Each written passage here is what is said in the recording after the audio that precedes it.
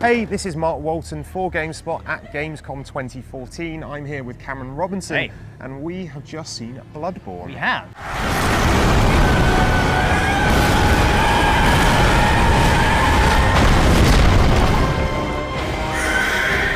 Combat. Tell me about this combat. Okay, so that's basically what they were showing mainly was they were like, hey, we want to show you what's new in the gameplay, what's different from the games they made before, like Dark Souls and Demon Souls. So the big takeaway I had anyway is it looks quite a bit faster, and although they were keen to stress that it's still going to be really difficult, you're still going to die a lot, it does look like they've toned down some of the punishing aspects of those games like Dark Souls and Demon Souls.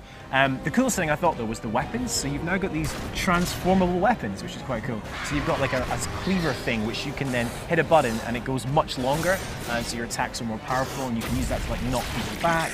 Or you've got this like one-handed axe which then transforms into a two-handed axe, and it just enables you to mix up your strategic combat, and it is all still a bit of strategy though, isn't it? Yeah, I mean, absolutely. I mean, the idea behind these weapons was that you're able to use them in really different ways and figure out the way you want to play, as it were. But yeah, I mean, it's very cool, and it all ties into basically what is the new mechanic for this game is the regain system. And the idea behind this is that you have, when you attack an enemy, there's a little yellow bar that appears on the screen.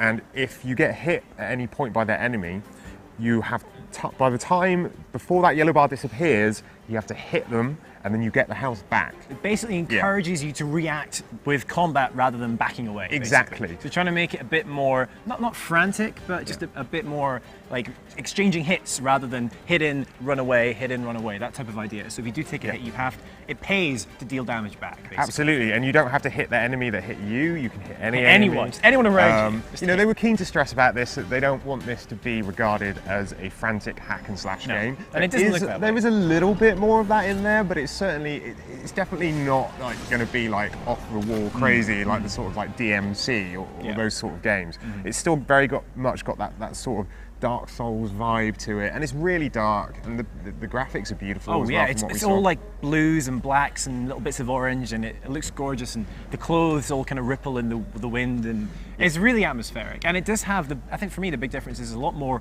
horror like influence in this game, which is cool. And like the audio is really quite scary at times. There's these, well, we watched this one bit of gameplay where they entered into this like graveyard and there's all these old women monsters like lurking around, and they were pretty terrifying. They were terrifying, and the thing about that was they're keen to point out was that there's a different strategy for every enemy, and everyone has a different weakness. So in terms of the old ladies, they were saying because they're old and a little bit, flaky nowadays, you can actually roll into them. What that does is destabilize them because their bones are weak, and that gives you an opportunity to attack. And that's just one example of that, but there are many more.